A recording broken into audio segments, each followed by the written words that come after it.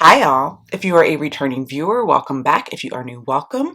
My name is Amira, and today guys, we are going to chat about Pat McGrath Labs. I'm sure you've seen the news, all of it, some of it, a bit of it, about the company and the fact that it is in some serious trouble. So let's get into it. Okay, so I'm filming this on the fly. I'm filming this the day that it has been announced that Pat McGrath Labs is filing for bankruptcy. Now, what does that mean? First off, there was news, I believe last week or week before last, that Pat McGrath Labs assets were going to auction. And that was a much bigger deal than the bankruptcy filing today, and I will explain to you why. I don't have any notes, but I do have all the knowledge in my noggin. So I'm going to backtrack. I'm going to go back to when Pat McGrath first received their first infusion of investment.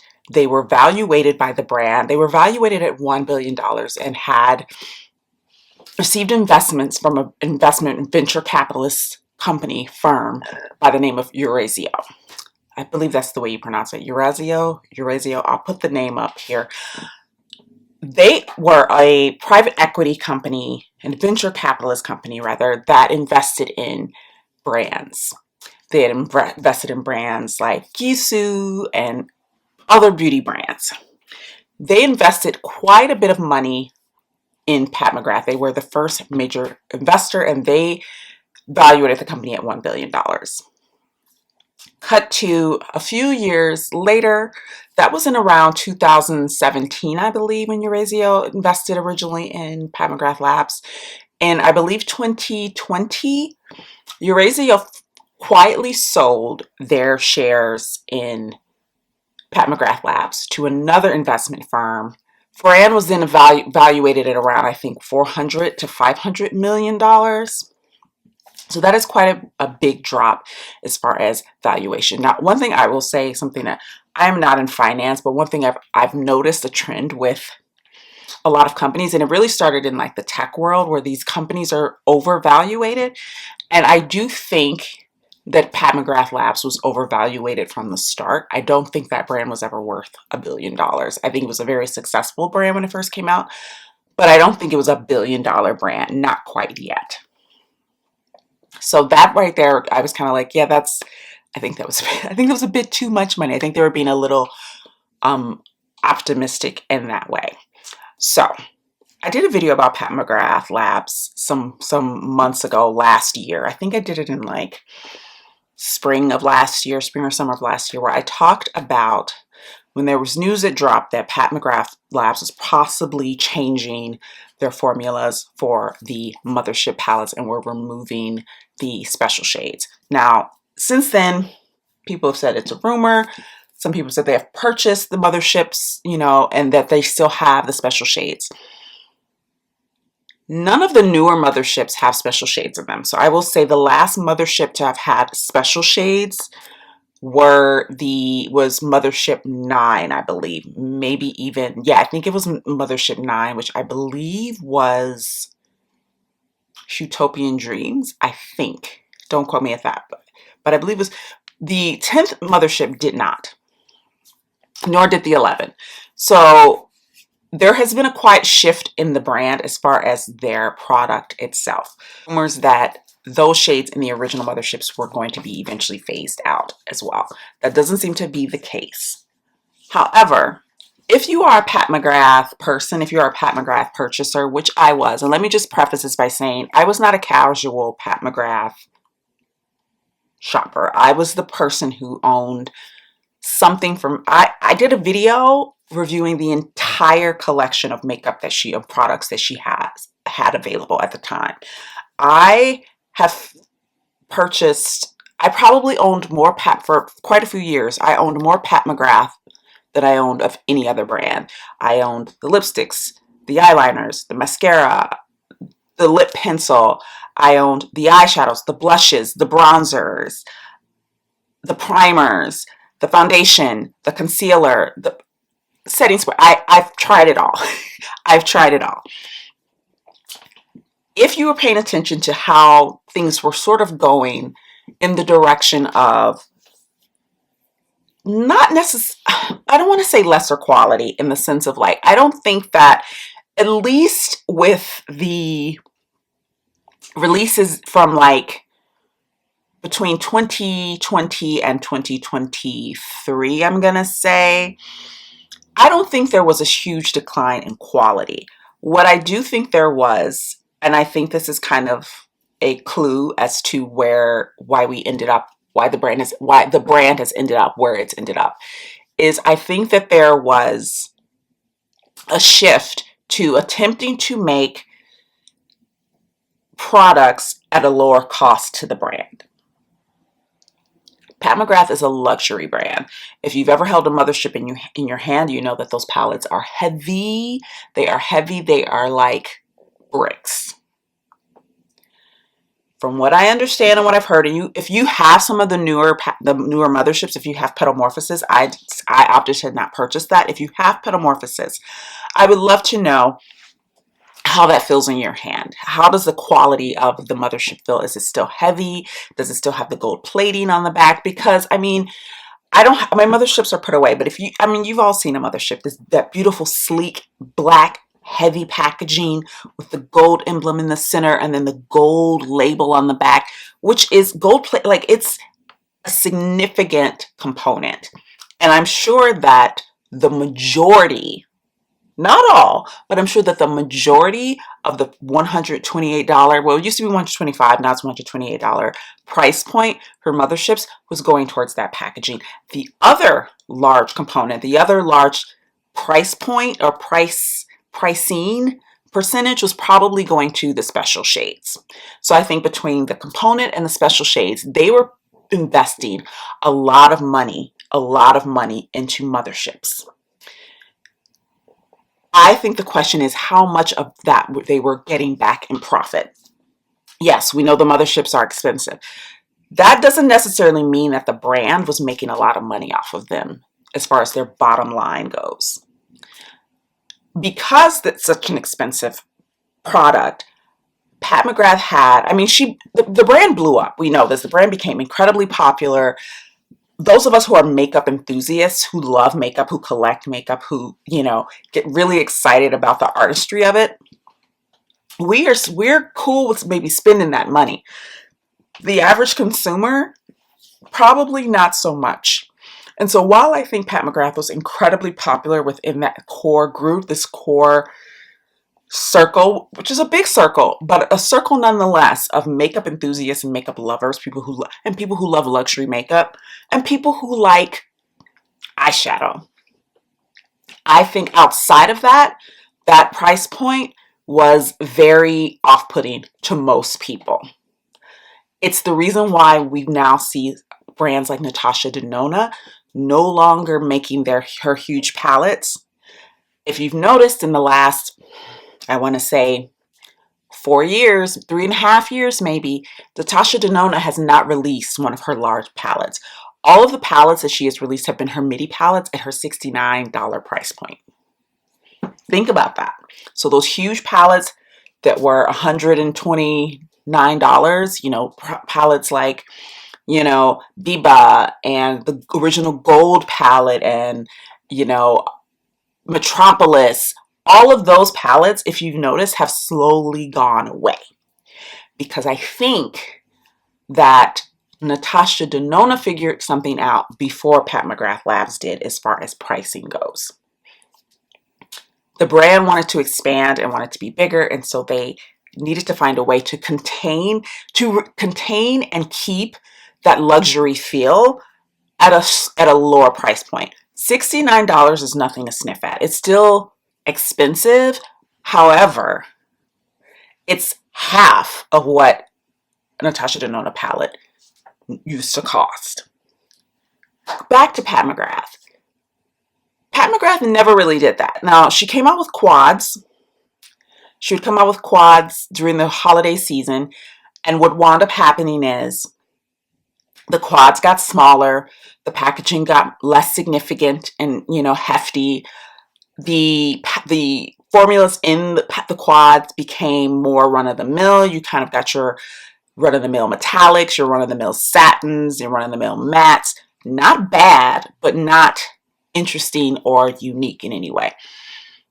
And I want to say this because I know this comes up a lot in the makeup space when people talk about Pat McGrath and her price point. And so many people talk about how indie makeup was doing it before Pat McGrath, and indie makeup has always had those types of formulas. I don't disagree with that. I think the difference is that Pat McGrath had the Pat McGrath name attached to it. I think that she was doing it in a way that was aesthetically pleasing. I think she was doing it in a way that was for those who are luxury makeup lovers who also just love makeup. She was doing it in a way that appealed to that demographic. I will say now, if you look at the indie makeup space and you look at the price points of indie makeup, I think we can all safely say that the price of indie makeup has consistently gone up. Of course, inflation, everything goes up. But I think we need to acknowledge that even indie brands have not been able to sustain affordable price points using special formulas and using formulas like multi-chromes and duochromes and things like that. They are very much in the same place that Pat McGrath is in, I think, or was in, but they were at it in a much smaller way because they make smaller quantities of makeup. So we've got these quads.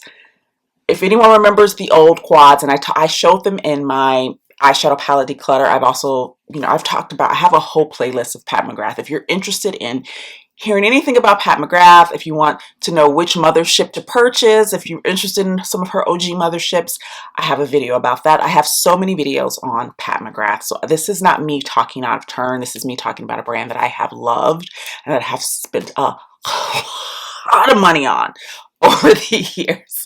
Okay, so I kind of know what I'm talking about. I'm not trying to be like, but it's a brand. And when I talk about the formulations and what I think has changed over time, I kind of have an idea of what I'm talking about because I've used the makeup for so long and I've purchased things since then from, that I can feel a difference in.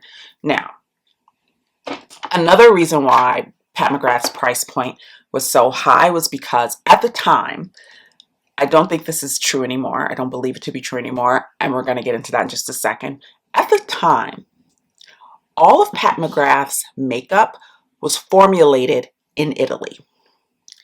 Italy is where a lot of luxury brands go to get their makeup formulated. They work with labs that are located in Italy that have proprietary formulations. Most labs do have proprietary formulations, and I just want to lay that out. Like if a makeup brand goes to a specific lab to get a specific type of product made, the lab generally owns that formulation. The brand can maybe pay millions and millions of dollars to take the formulation with them. That is generally doesn't happen because it's so expensive to do, because the lab retains that formula as their own. They own that. Keep that in mind. So when you're maybe looking to cut costs or to find a way to produce your product cheaper and you move away from Italy, you can't take those formulas with you.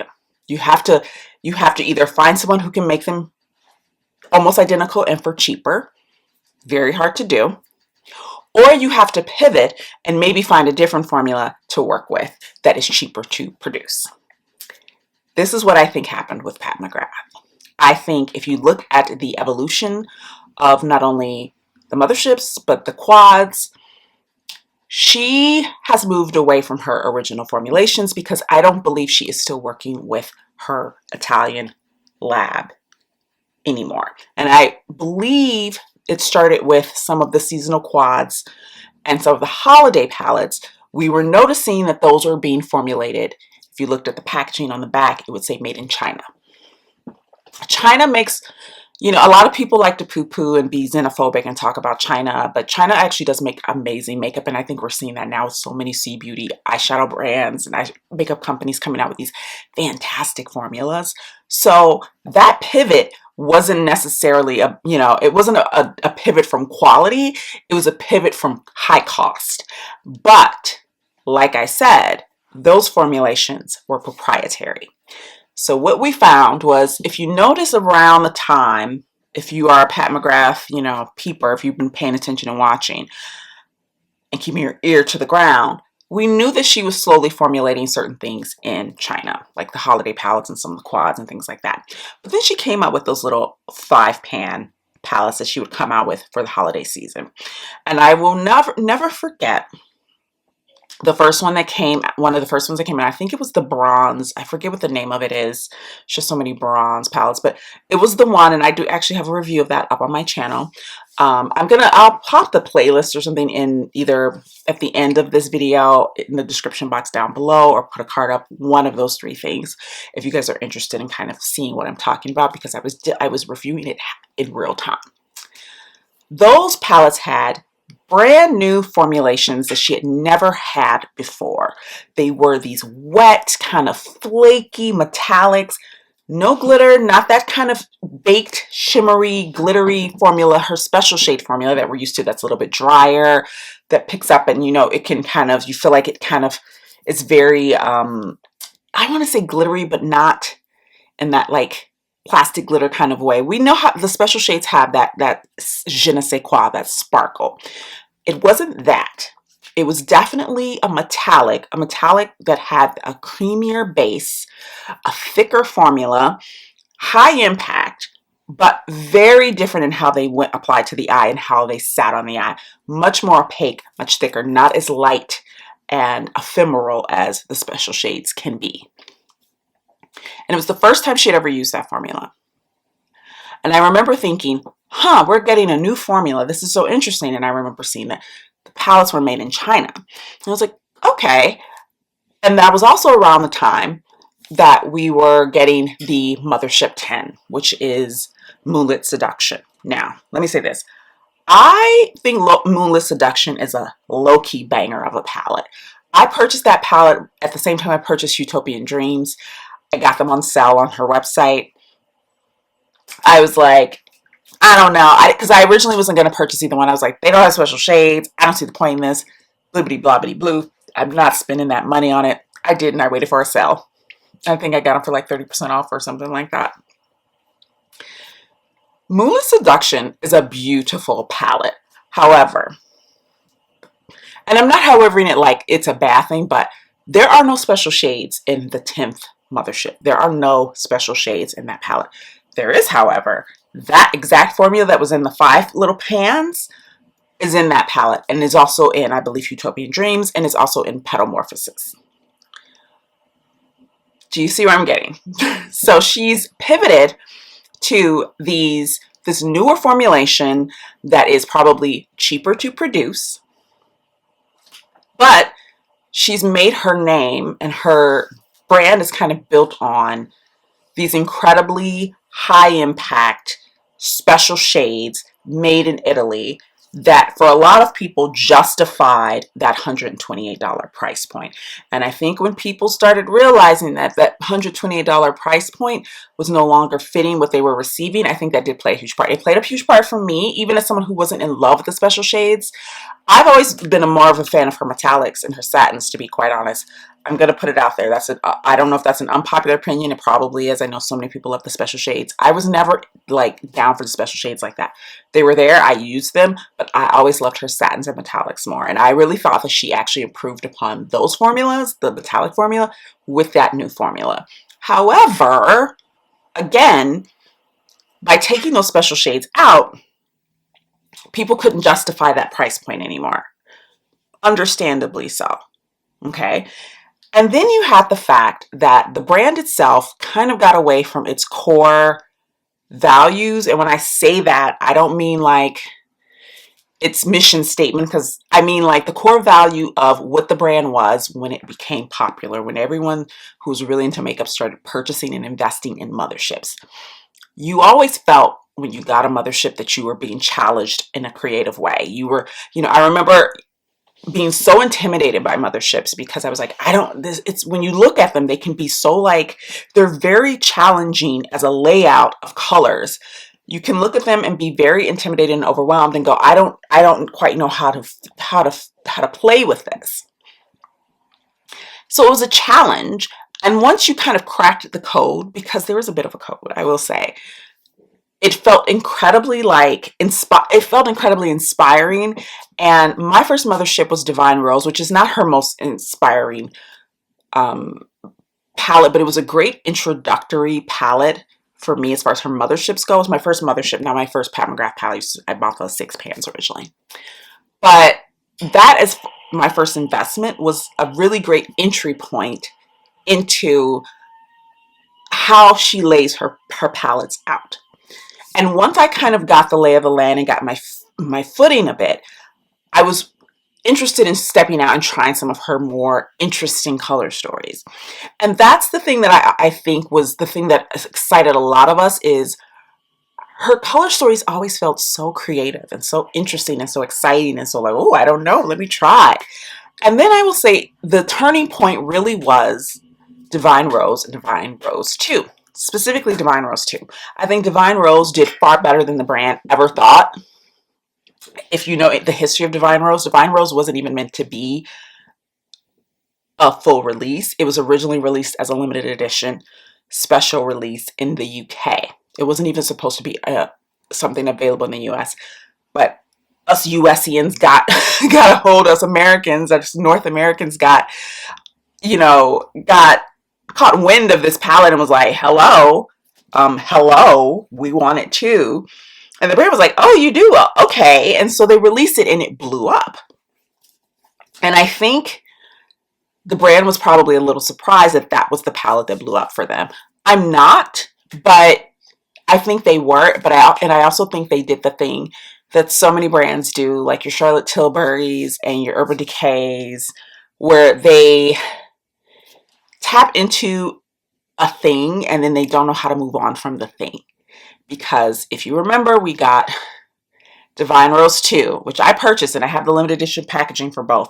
Beautiful palette. I actually really liked that palette, and I was using it a lot. I haven't used it in a while, but I've been using it a lot. I am not wearing eyeshadow today. I'm dealing with that whole dry eyelids from the winter, so my eyelids need a break from eyeshadow, so I haven't been wearing any eyeshadow for the past, I want to say a week or so. But then they also came out with a quad, and they came out with a 6-pan, and it was just like they couldn't let it go. And then everything kind of turned pink. It was pink all the time. Divine Rose inspo all the time. And the brand kind of lost a lot of its allure for those of us who look to the brand to be the ones that are doing something kind of interesting. Because this is the thing. The only people who were doing interesting things was either indie brands, and that's about it. And most of the mainstream brands were just copying each other. Everyone was doing what everyone else was doing.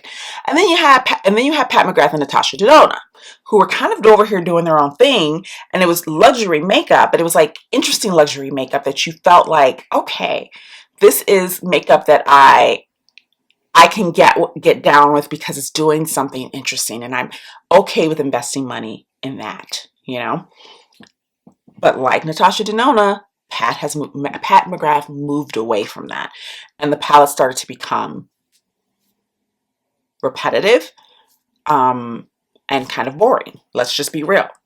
The last mothership I purchased was, I think I own 9 and 10, so I only own 10. I don't own the 11th one.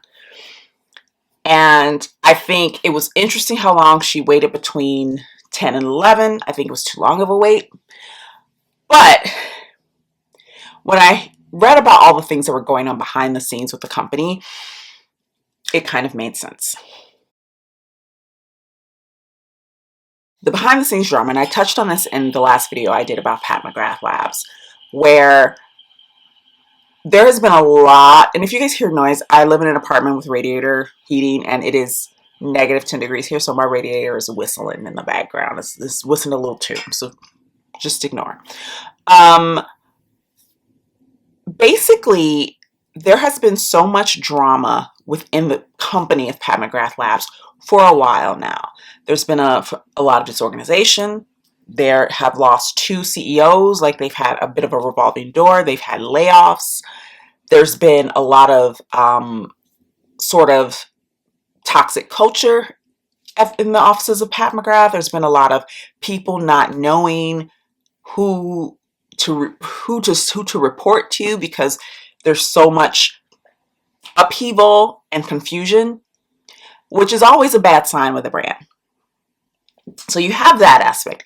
Then you have the other aspect with Pat McGrath, which was the customer service. Now, I want to say this because I think it's important for me to say. I actually never had a huge horrible experience with Pat McGrath Labs as far as customer service. I did have, when I purchased Moonlit Seduction and Utopian Dreams, I purchased those around the holidays and my package was stolen. And I did have to like sort of send them information about the package. But they did reship me my motherships, and they shipped it to like a FedEx drop off, and I picked them up. But that was probably the biggest like customer service issue. Now, if you were there for the Star Wars apocalypse, decadence, that whole debacle, I was one of those people who who was crying about the fact that I missed out on that Star Wars drop. But they did go above and beyond at trying to make that right, because a bunch of resellers who weren't interested in Pat McGrath, but were just Star Wars collectors of anything with Star Wars on it, basically bought all of the pallets. They did make a point of reaching out to those of us who didn't get a chance to purchase anything. I got a direct DM from Pat McGrath's customer service asking me about my experience, asking me for my contact info, and I did receive a personal link to when they restocked to purchase my items, and I was able to go in and purchase everything I wanted. I do know, however, that there have been horror stories in the time after that of people's experiences with Pat McGrath. And I think the issue with that is twofold. I think it was the warehouse that they were using, and I think it was the fact that there was just general disorganization within that company. And it's very hard to run a smooth ship if the ship isn't smooth. If it's not running smooth, you can't be smooth for your customer. I think those two things are directly correlated and related. I think the fact that there was so much drama and so much disorganization and so much upheaval and confusion, it was from the top down. There was a Business of Fashion article, which is what I've got a lot of this information from, that talked about this, that there were people who felt that they were being bullied by higher ups. There were people who felt that there was never any clear direction. There were people who felt that Pat herself was not involved enough in the day-to-day operations of the brand. And Pat has done a huge step back from the company. People are saying, and people said then, that a lot of it was she would say okay to things, but she was not directly involved in the creative direction and artistic direction of that company for a while. And I think that is very clear. You can see that there's a clear point where the brand kind of goes off in this direction, that it was going this way, and then it just kind of did it zigged instead of zagged. And I think that is directly correlated to the owner of the brand no longer being involved directly in the brand on a day-to-day basis, because she wasn't. I think the first clue to that was the whole Louis Vuitton drop. We all talked about that and how interesting it was that she was doing that. Now, makeup artists do creative director work with makeup companies all the time. Lisa Eldridge, who has her own brand, has been a creative director and has done artistic director with Lancome for multiple collections that they've done. It's not like you can't do both. However, I think that article from Business of Fashion dropping, and then that announcement from Louis Vuitton, and the fact that it was so publicized, that she was the one at the helm of that, because the Lancome releases that Lisa Eldridge has done, like it's they don't hide it, but they're not like promoting it like she's the face of the brand. You know what I mean?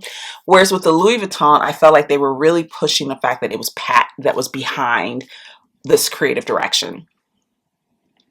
And I remember thinking, okay, but what does this mean for her brand? Because this is so public and they're making such a big deal about it. What does this mean for her brand? And after reading that Business of Fashion article and seeing how little she was involved in the day-to-day of her own brand at that point, it kind of made sense to me that she was then expending all of her energy on this Louis Vuitton beauty collection, this new line from Louis Vuitton. And then you have the whole, like I said earlier in the video, the whole Eurazeo of it all.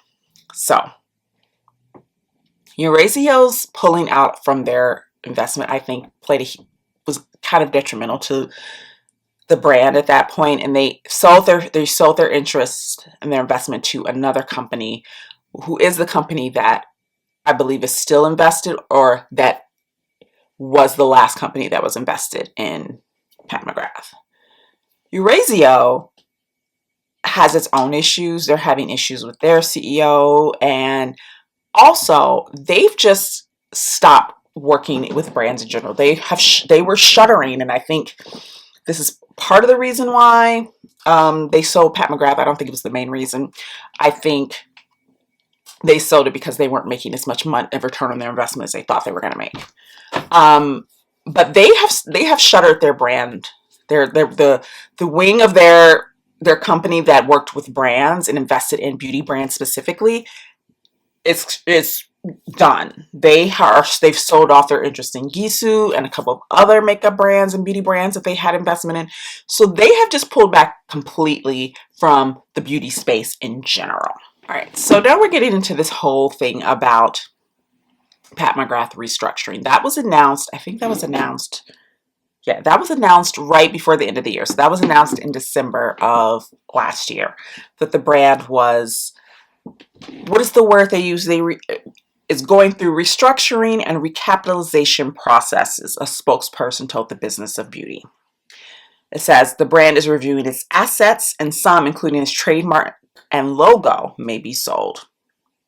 The restructuring is meant to allow Pat McGrath Labs to move forward in a productive and healthy environment. Usually what this means is that the brand owes a ton of money and needs to pay that back, and the only way to do that is to sell the assets of the brand. That is what a ton of other companies have done to keep themselves from going into bankruptcy or from having their assets seized. Now, today, Pat McGrath Labs announced that they are filing for bankruptcy. None of us are shocked by this. We've all seen the writing on the wall. And it says here that Pat McGrath Labs has filed for Chapter 11 bankruptcy protection in the Southern District of Florida, according to a petition filed on January 22nd. So this was actually last week, but it was announced today. Women's Wear Daily reported the filing and added that Pat McGrath Labs asset sale scheduled for Tuesday would be postponed indefinitely. As a spokesperson told the publication, the company will continue trading while it restructures its balance sheet. A Chapter 11 bankruptcy allows the company and its owners to continue trading and standard business operations while a restructuring plan is negotiated with creditors. So, this means they owe money. This means they cannot pay that money. This means they are filing and saying, hey, we can't pay this money, but we want to keep our business and we want to restructure our business so that we can find a way to pay our creditors. That's what a Chapter 11 bankruptcy is. It's not a closure. It's a, hey guys, we owe some money, but we want to come to some negotiations on that. That is what that means. So the brand is not going out of business. I think that needs to be stated. The brand is not going out of business. The brand is filing for bankruptcy. Now, the question now becomes, can the brand restructure itself in a way that allows it to stay open? It doesn't mean that they automatically close, but it also doesn't mean that in the future they will somehow magically be able to remain open. It's a little bit of a moment. It gives the brand a moment to sort of reassess without the imminent threat of loss of assets, which is what that whole selling its assets were being going up for auction. That means that their creditor was like, we're putting your things on auction so we can get our money back. By filing for bankruptcy, it stops that. That's what that means. Now, it also means the brand will be able to continue to run as usual for the most part. It may mean that they leave stores, so that means that like they will no longer be in Ulta. I believe they're still in Sephora, but I'm gonna have to double check that. But I know that they were definitely still in Ulta. They will probably only be direct to consumer, which I think honestly the brand should have stayed direct to consumer. I think a lot of brands made a huge mistake going into stores like Ulta and Sephora, because Ulta and Sephora takes 50% of whatever you sell. I don't know if a lot of people know that, but if you go into Sephora, like if you are a brand that goes into Sephora, I don't know what the percentage is for Ulta, but I know for Sephora, the percentage is as much as 50%. If you are a brand, and this is the thing, Pat McGrath was never a huge brand. I think it was a huge name attached to the brand, but they were never a huge brand. They were not Lancome or Estee Lauder or MAC, those kind of brands that have a lot of backing behind them. You know, MAC is owned by Estee Lauder. Like these companies have a little bit of wiggle room as far as their ability to weather storms. I think what we're seeing here is that, and I knew this was going to happen, and I know a lot of people have talked about this, but I think we will continue to see this into 2026 and into maybe even 2027, is that the makeup space has changed so much. Makeup purchases are down. People are not spending as much money on makeup. People are not spending as much money on beauty in general, because they can't afford it, because they no longer want to consume as much, because they want to spend that money on other things. All of those things are playing a part. And I think what we're finding is the companies that were right on the razor's edge of going out of business or filing for bankruptcy, that little bit of loss, that loss of regular input into their bottom line, they're just going to fold. I mean, just last week, at the end of last week, we had, I believe it was Cover FX has announced that they're closing. Cover FX, I was not surprised by. I actually am surprised that Cover FX was able to hold on as long as they did. Mali Beauty is closing. Then we have here Maison D'Orient. Maison D'Orient UK closes stores and enters administration. I own Maison D'Orient perfume. They have beautiful products. Another brand that is not, it's not a makeup brand. They are a body care and fragrance brand and like candles brand. They are closing their UK stores and entering administration, which is the US version of bankruptcy. You have all of these companies that are on the razor's edge of being able to stay viable. And I think when we think about brands like Pat McGrath, we assume that it's a big name, it's a luxury brand, they're got to be making money. I think that one of the reasons why we didn't get a mothership for a very long time was probably a lot of these things going on in the background. And, you know, I think also the fact that they kind of lost their creative force behind it, because again, there's no like statement that's been said that Pat McGrath stepped away from the brand. I think it was implicit in that Business of Fashion article when they talked about her role in the brand on the day-to-day basis, how they said that she wasn't involved in the day-to-day, but she had approval or and veto power. Basically means that she wasn't the one creating, color stories or any of that. She wasn't involved in the day-to-day, and it was basically like other people were running the company, and if they needed her to sign off on something, she would sign off on it. I don't know why that is. I don't know if she stepped away because, her investors were kind of pushing the brand one way and she didn't want to go that way, or she became very involved in the Louis Vuitton, because the Louis Vuitton, keep in mind that when something like that is announced, that is something that has been in development for literally years. So that means that Pat McGrath has been involved with Louis Vuitton Beauty, that new brand, for at least 2 to 3 years, at least. So I, in my in my sort of reading between the lines, which may be accurate, may not be accurate, take from this what you will. I definitely get the feeling that she stepped away from her own brand, um, because she was not being maybe allowed to push her brand the way she wanted to, in the direction she wanted to. Having said that, though, I will say this. I think it's interesting, and I think it tells a tale, because this is the first thing that I thought about when the reveal of the Louis Vuitton makeup came out, is that it was basically like she was reliving the early days of Pat McGrath Labs. Those palettes, those insanely priced, I think they're like $165. Like, please miss me with that.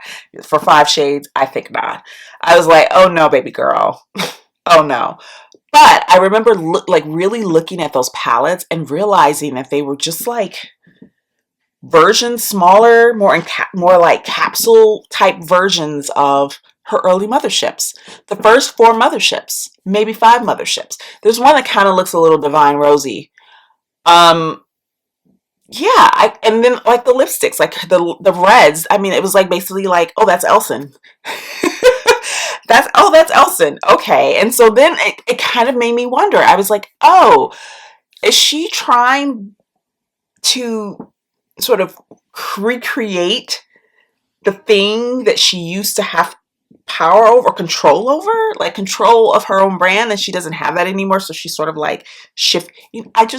That's me and my little conspiracy theory hat, because if you look at the Louis Vuitton collection, it looks like higher priced, slightly more sanitized, like less exciting versions of everything that Pat McGrath released before Divine Rose 1, maybe Divine Rose 2. They really do.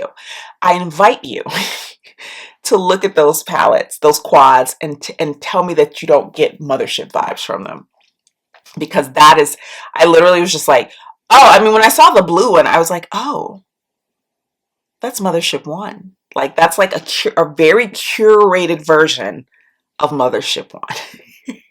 So I wanted to get on here. I wanted to chit chat with you guys. This may have been a little rambly, because like I said, I just talk. I don't write a script, and I got time for that. Some people do, but I have a full-time job outside of this, so I do not.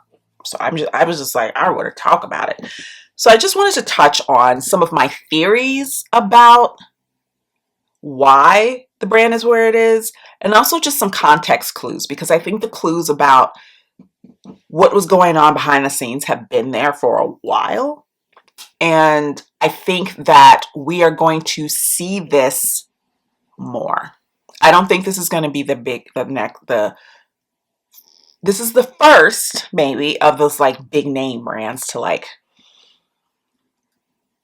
brand recognition, name recognition brands. I'm going to call it a name recognition brand, because the brand is not big. Like I said, it's not a Chanel, it's not a Dior, it's not a Lancome, but it has huge name recognition. Pat McGrath is an icon. She's, I believe she's a dame. Like, she's a dame, Pat McGrath. Like, she is an icon. She is a pioneer.